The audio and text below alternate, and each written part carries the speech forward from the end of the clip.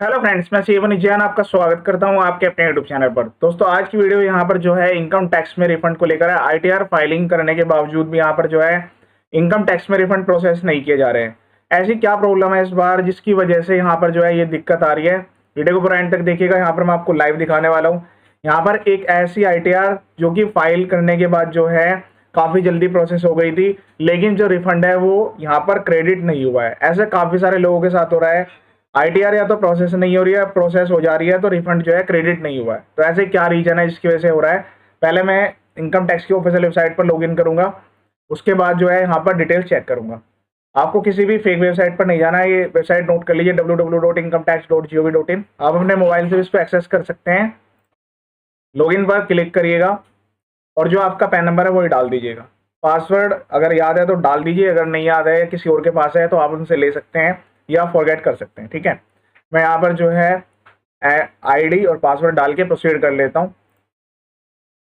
यहाँ पर मैंने लॉगिन किया है। व्यू आईटीआर स्टेटस में जब आप यहाँ पर क्लिक करेंगे, देखिए यहाँ पर जो है 24 जून को आईटीआर भरी गई थी, उसी दिन फाइल की गई थी, वेरीफाई भी हुई थी। रिटर्न प्रोसेसिंग पर कुछ नहीं आ रहा है, डायरेक्ट प्रोसेस ऑन आ रहा है।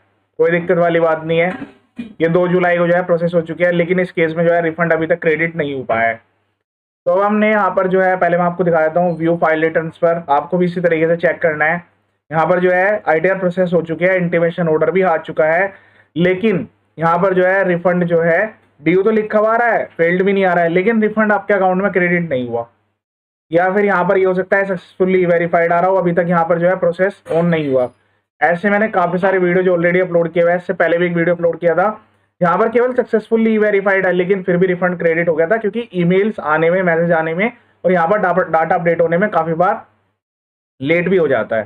तो इसमें कोई दिक्कत वाली बात नहीं है। अगर आपके अकाउंट में रिटर्न जो है आपने रिटर्न सही फाइल किया और अकाउंट में क्रेडिट नहीं हुआ है, तो यहाँ पर कुछ स्टेप्स आपको फॉलो करने हैं। सबसे पहला स्टेप जो है, यहाँ पर आपको ये इंटीमेशन ऑर्डर डाउनलोड करके चेक करना है। मैं यहाँ पर इसको डाउनलोड करके चाहे चेक करवा देता हूँ आपको। इसका जो पासवर्ड होता है वो आपका पैन नंबर स्मॉल लेटर में प्लस डेट ऑफ बर्थ।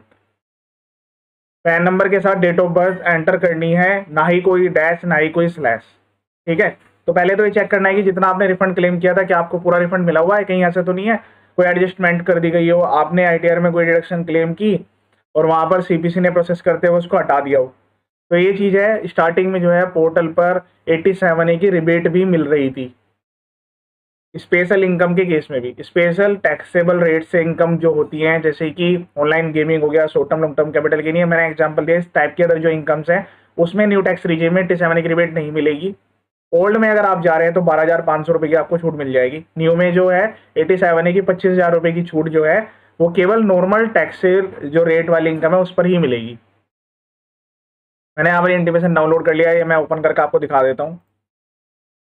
तो यहाँ पर जो है इसको ओपन करने के बाद ये पीडीएफ फाइल ओपन हो जाएगी। इसमें यहाँ पर जो है हिंदी और इंग्लिश दोनों लैंग्वेज में डिटेल्स दी होती हैं। बिजनेस इनकम एज आपने जो फाइल की है और जो सीपीसी से प्रोसेस हुई है। इसी तरीके से यहाँ पर रेंटल की इनकम है, बिजनेस इनकम है, कुछ अदर सोर्स की इनकम है। ठीक है, और यहाँ पर जो है 87A की रिबेट भी मिली हुई है। अब यहाँ पर रिफंड चेक करेंगे तो देखिए यहाँ पर जो है टीसीएस डिडक्ट हुआ है, उसका यहाँ पर refund amount same as it is लिया गया है और रिफंड भी कैलकुलेट हुआ है, प्लस इंटरेस्ट मिला है कुछ। यहाँ पर सीपीसी ने प्रोसेस किया है 10,698।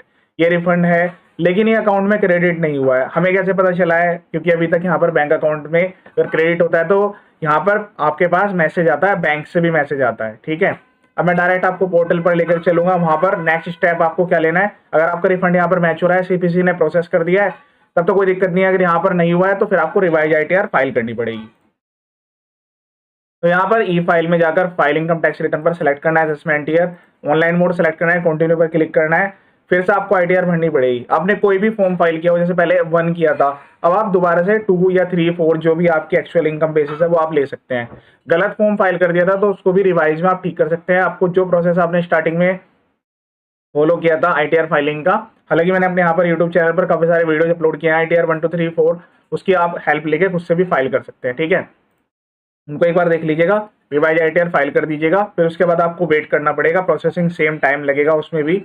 उसके बाद जो है आपको रिफंड मिल जाएगा। अब यहाँ पर ये कैसे पता लगा रिफंड में क्या दिक्कत आ रही है, आपको भी ऐसे चेक करना है। सर्विस में जाना है, नो योर रिफंड स्टेटस पर क्लिक कर देना है। यहाँ पर जो है असेसमेंट ईयर सेलेक्ट कर लेना है 24-25, यहाँ पर क्लिक करना है, सबमिट पर क्लिक कर देना है। अब देखिएगा यहाँ पर ध्यान से देखिएगा क्या लिखा हुआ आ रहा है, your refund has been processed by the refund banker with this unique transaction reference number, UTRN number दिया हुआ है। However, the same could not be credited to your bank. Bring bank account number this. The description of the region received from the refund banker, your bank branch for not crediting the amount is closed account number. तो यहाँ पर जो mark है वो bank ने क्या है, close account number. Please contact your bank branch referring to the above UTR number for resolution of error. Apply for reissue of refund via the e-filing portal. The error is resolved. Please note that an already validated bank account may require revalidation on account of change in IFSC code due to a change in bank branch, merger of bank और एक change in bank account details. क्या आपका जो है या तो bank account जो है मर्ज हो गया हो, IFSC कोड चेंज हो गया, आपने ब्रांच जो है चेंज कर लिया हो। Hence, please ensure that in यहाँ पर रीजन दिया हुआ है, please note that an already validated bank account में रिक्वायर्ड फॉर रिवैलिडेशन। क्या आपको जो है बैंक अकाउंट रिवैलिडेट करना पड़ेगा, क्योंकि IFSC कोड अगर चेंज हो गया है, बैंक ब्रांच मर्ज हो गई है या आपके अकाउंट्स की डिटेल चेंज हो गई है। Hence, please ensure that an validated bank account, correct and latest account details such as IFSC code, account number and account type are updated। तो ये कह रहे हैं कि आपको जो है यहाँ पर बैंक अकाउंट जो है फिर से रिवैलिडेट करना पड़ेगा। अब मैं यहाँ पर माई प्रोफाइल में लेकर चलता हूँ, आपको माई प्रोफाइल में जाना है। यहाँ पर लेफ्ट हैंड साइड में एक ऑप्शन आता है बैंक अकाउंट का, माई बैंक अकाउंट्स, उसमें डिटेल्स मुझे यहाँ पर करेक्ट करनी पड़ेगी। मैं आपको यहाँ पर नया बैंक अकाउंट भी ऐड करके दिखाऊंगा, वीडियो को पूरा एंड तक देखिएगा। अगर आपका बैंक बार बार फेल्ड हो रहा है, कोई दिक्कत वाली बात नहीं है, आप नया बैंक अकाउंट भी ओपन करा सकते हैं। नया बैंक अकाउंट ओपन करा के उसको यहाँ पर वैलिडेट कर सकते हैं, कोई दिक्कत वाली बात इसमें नहीं है। तो यहाँ पर जो है ऑलरेडी एक बैंक अकाउंट आया हुआ है, यहाँ पर 3 डॉट्स पर आपको क्लिक कर देना है। इसके बाद रिवैलिडेट पर क्लिक करना है। इसी अकाउंट को पहले हम रिवैलिडेट करेंगे, फिर यहाँ पर एक नया बैंक अकाउंट भी ऐड करेंगे। ध्यान रखिएगा, जब तक यहाँ पर ये नहीं लिखा हुआ था वैलिडेटेड एंड EVC एनेबल्ड, यहाँ पर एलिजिबल फॉर रिफंड, क्योंकि रेस्ट्रिक्टेड रिफंड में वैसे कोई दिक्कत नहीं होती है, ईमेल ID मोबाइल नंबर का ऑप्शन आ रहा है। तो यहाँ पर ये काफी पुराना बैंक डाला हुआ है, हो सकता है यहाँ पर IFSC कोड चेंज हो गया हो, ब्रांच चेंज हो गई हो, मर्जर हो गया हो। इसके अलावा यहाँ पर जो है एक फेल्ड बैंक अकाउंट है, उस पर यहाँ पर ITR फाइलिंग के टाइम पर वो डिटेल्स अपलोड कर दी गई, तो उसी की वजह से यहाँ पर जो है रिफंड फेल हो गया है। तो यहाँ पर आपको ध्यान रखना है, जितने भी बैंक अकाउंट्स आप ITR में सबमिट कर रहे हैं या माई बैंक अकाउंट डिटेल्स में जो आपके बैंक अकाउंट आ रहे हैं, वो सारे के सारे वैलिडेट होना जरूरी है। मैं यहाँ पर 3 टिक्स पर क्लिक करके रिवैलिडेट पर क्लिक करूंगा, जो मेरी बैंक डिटेल्स है यहाँ पर दिखाई देंगी। फिर से इसको रिवैलिडेट आपको कर देना है, इस तरीके से प्रोसीड करना है। यहाँ पर यस पर क्लिक कर देना है, फिर उसके बाद यहाँ पर जो है प्रोसीड करते हुए आगे सबमिट करना है। तो जो आपका registered email ID mobile number है उस पर OTP जाएंगे, वो आपको वेरीफाई करने पड़ेंगे। तो आपके registered email ID mobile number पर यहाँ पर ये OTP जाएगा, यहाँ पर आपको OTP एंटर करना है इस तरीके से। उसके बाद वैलिडेट पर क्लिक कर देना है। यहाँ पर आपके सामने मैसेज आ जाएगा कि जो आपके बैंक अकाउंट और की जो डिटेल्स है वो वैलिडेशन के लिए सक्सेसफुल सबमिट हो गई है। फिर दोबारा से आपको यहाँ पर जाना है, माई बैंक अकाउंट पर क्लिक करना है। यहाँ पर दोबारा से माई प्रोफाइल के अंडर में माई बैंक अकाउंट पर क्लिक कर देना है। जो डिटेल्स है वो आपको यहाँ पर दिख जाएगी, तुरंत के तुरंत ही अपडेट हो जाता है। तो अपडेशन के बाद अब यहाँ पर जो है वैलिडेटेड एंड EVC एनेबल लिखा हुआ रहा है, eligible for refund, mobile number भी वैलिडेटेड है, ईमेल ID कोई मैंडेटरी नहीं है। अब यहाँ पर ये जो अकाउंट है वैलिडेट हो चुका है। अब यहाँ पर रिफंड में कोई दिक्कत नहीं है, आपको ध्यान रखना है। नया बैंक अकाउंट कैसे ऐड करना है वो भी बता देता हूँ। ऐड बैंक अकाउंट पर क्लिक कर देना है। यहाँ पर आपको बैंक अकाउंट नंबर डालना है, confirm bank account, same account number यहाँ पर डालना है, अकाउंट का टाइप यहाँ से सेलेक्ट कर लेना है। देन उसके बाद यहाँ पर प्राइमरी सेलेक्ट करना है, जॉइंट होल्डर नहीं होनी चाहिए। जॉइंट में आजकल जो है रिफंड में काफी दिक्कत आ रही है। IFSC कोड एंटर करना है, नॉमिनेटेड फॉर रिफंड पर क्लिक कर देना है। उसके बाद वैलिडेट पर क्लिक करना है। यहाँ पर जो है इस तरीके से आपको बैंक डिटेल्स अपडेट करनी है, वैलिडेट पर क्लिक करना है। सेम उसी तरीके से ईमेल ID मोबाइल नंबर पर OTP जाएंगे, उसको वैलिडेट करना है। वेरीफाई करने के बाद ये डिटेल्स भी तो यहाँ पर जो है बैंक अकाउंट वैलिडेट करने के बाद अब आपके पास 2 ऑप्शन है। पहला ऑप्शन है कि आप जो है ITR को रिवाइज फाइल कर सकते हैं। तो उस केस में अब आपकी यहाँ पर जो है वैलिडेट बैंक अकाउंट जाएंगे, तो उससे जो है ऑटोमेटिकली आपकी जो डिटेल है करेक्ट हो जाएगी। ITR रिवाइजिंग के लिए मैंने यहाँ पर डिटेल वीडियो अपलोड किया हुआ है। कोई भी ITR आप फाइल कर रहे हैं उसको रिवाइज आसानी से कर सकते हैं, कोई दिक्कत वाली बात नहीं है। दूसरा तरीका है रिफंड इशू का। मैं रिफंड इशू वाले तरीके पर लेकर चलता हूँ। पहले यहाँ पर दिखा देता हूँ आपके हाथ ये वैलिडेट हो चुका है। तो यहाँ पर आप देख रहे होंगे दोनों बैंक अकाउंट्स वैलिडेट हो चुके हैं, एलिजिबल फॉर रिफंड भी आ रहा है। अब यहाँ पर जो है नेक्स्ट स्टेप में आपको क्या करना है, यहाँ पर जो है नेक्स्ट स्टेप में आपको रिफंड रीइश्यू रिक्वेस्ट में जाना पड़ेगा। तो यहाँ पर जो है सर्विस में जाना है, रिफंड रिसीव पर आपको क्लिक कर देना है। लेकिन यहाँ पर एक प्रॉब्लम है कि यहाँ पर जो है जैसे आप क्रिएट पर क्लिक करेंगे ना, तो यहाँ पर ऑटोमेटिकली डाटा प्रीफेच आएगा। और अब यहाँ पर देख रहे होंगे आप, ये 2 जुलाई का केस है। 2 जुलाई को यहाँ पर ITR प्रोसेस होकर यहाँ पर रिफंड जो है वो क्रेडिट नहीं हुआ है, फेल्ड हो चुका है। लेकिन अभी भी यहाँ पर देखिए, मैं यहाँ पर आया हूँ, उसके बाद जो है मैंने यहाँ पर क्लिक किया है रिफंड रिसीव पर, क्रिएट रिफंड रिसीव रिक्वेस्ट, और यहाँ पर लिखा हुआ है you have no refund failure to raise receive request. तो बताइए अब यहाँ पर जो है रिफंड की जो रिक्वेस्ट है वो आप कैसे सबमिट करेंगे, यहाँ पर ये दिक्कत वाली बात है। अब यहाँ पर जो है रेक्टिफिकेशन का भी एक ऑप्शन आता है, ये रेक्टिफिकेशन वाला ऑप्शन भी है यहाँ पर अवेलेबल है।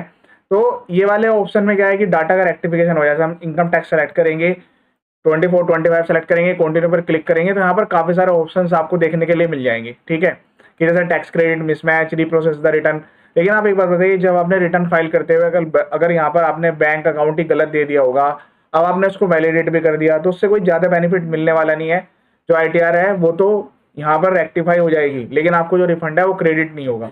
तो बेटर है कि आप जो है अपनी ITR को रिवाइज कर दें। पहला ऑप्शन है, अगर आपको क्विक रिफंड की रिक्वायरमेंट है तो आप यहाँ पर जाएं, फाइल रिटर्न पर क्लिक करें, जैसे मैंने आपको बताया उसी तरीके से आप ITR को रिवाइज कर दें। ठीक है, सेम वही प्रोसेस रहेगा, जो सेक्शन है वो भी ऑटोमेटिकली चेंज हो जाएगा। पहले करंट आप जो ITR फाइल करते हैं वो ओरिजिनल ITR होती है, बाकी उसके बाद जितनी ITR है वही वैलिडेट मानी जाती है।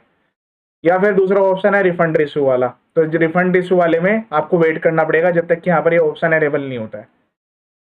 यहाँ पर ऑप्शन एनेबल होगा, ऑप्शन पर टिक करके कंटिन्यू पर आपको क्लिक कर देना है। EVC वेरीफाई कराना पड़ेगा बैंक जो आपने अभी वैलिडेट किए हैं, उसके बाद आपका जो रिफंड है उसकी रिक्वेस्ट सबमिट हो जाएगी। इसमें ज़्यादा टाइम नहीं लगता है, जैसे आप रिक्वेस्ट सबमिट करेंगे उसके बाद जो है आपको क्रेडिट हो जाएगा रिफंड। बट इसमें दिक्कत है कि जब तक ये ऑप्शन यहाँ पर एनेबल नहीं होगा तब तक आप कुछ नहीं कर पाएंगे। तो मैंने दोनों चीज़ें आपको बता दी हैं। इसके अलावा जो है यहाँ पर मैंने ऑलरेडी काफ़ी सारे वीडियोज अपलोड किए हैं, बैंक अकाउंट्स में रिफंड क्यों नहीं आ रहे हैं, क्या दिक्कत है, अलग अलग प्रॉब्लम्स आ रही हैं काफ़ी सारे लोगों को, तो उनकी रिजोल्यूशन यहाँ पर अपलोडेड है। चैनल का जो पर्पज है फुली एजुकेशनल है, इसलिए सब्सक्राइब करें, वीडियो देखें और आगे शेयर जरूर करें। ये वीडियो देखने के लिए थैंक यू सो मच।